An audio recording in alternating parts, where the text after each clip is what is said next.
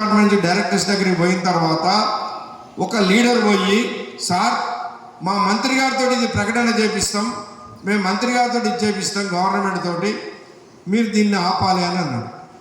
ఇక మంత్రి ప్రకటన చేస్తే మంచిదే కదా మాకు కూడా అని కంపెనీ వాళ్ళు దాన్ని ఆపారు. మరి సంవత్సరంన్నర అయింది ఆ స్ట్రక్చర్ మీటింగ్ జరిగి. మరి ఇప్పటివరకు మీ మంత్రి కుదరలేదా ప్రకటన చేయడానికి? మీ డిప్యూటీ సీఎం గారితో ప్రకటన చేపిస్తామని ఆపించింది. మరి మీరు ప్రకటన చేపించకపోతుంది, ఇటు కంపెనీ పెట్టిన నోటుని ముందుకు పోనీయకపోతుంది అంటే మీ ఉద్దేశం ఏంటిది? ఏఐటీసీ పీరియడ్లో ఇది అయితే వాళ్ళకి క్రెడిట్ ఉంటుంది కాబట్టి ఇది కాకుండా చేయాలనే తప్ప, నిజంగా మీకు ఇప్పియాలని చిత్తశుద్ధి ఉంటే కంపెనీ స్ట్రక్చర్ మీటింగ్లో ఒప్పుకున్న తర్వాత మళ్ళీ మీరు మంత్రి గారు చేస్తారని చెప్పేసి ఎందుకు దాన్ని ఆపాల్సినప్పటికీ దాన్ని ఇప్పటివరకు పరిష్కారం కాలేదు.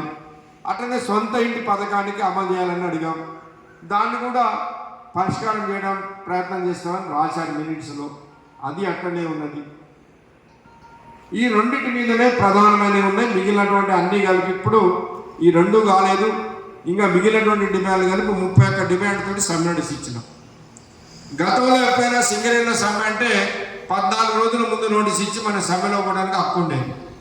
కానీ కొత్త కోడ్లు వచ్చినాయి కదా, ఈ కొత్త కోడ్లో ఏముందంటే 60 రోజుల ముందు నోటీస్ ఇవ్వాలి, 60 రోజుల తర్వాతనే నోటీస్ సమ్మెలోకి పోవాలని దాంట్లో వచ్చింది. సరే, దాని కొరకే గత 2 నెలల క్రితమే సమ్మె నోటీస్ ఇచ్చాం. దాదాపు ఇప్పుడు 4 సార్లు 5 సార్లు చర్చలు జరిగినాయి ఆర్ఎల్సీ ఆఫీసులో. ఈ చర్చలలో మేనేజ్మెంటు ఈ 31 డిమాండ్ల మీద కూడా పరిష్కారం చేయలేమని చెప్పి చెప్తా ఉన్నారు. కాబట్టి ఇప్పుడు మనము రేపు 21వ తారీఖు లాస్ట్ డేట్, మొన్న రాయించినాం. 21వ తారీఖు నాడు కనుక అగ్రిమెంట్ చేయకపోతే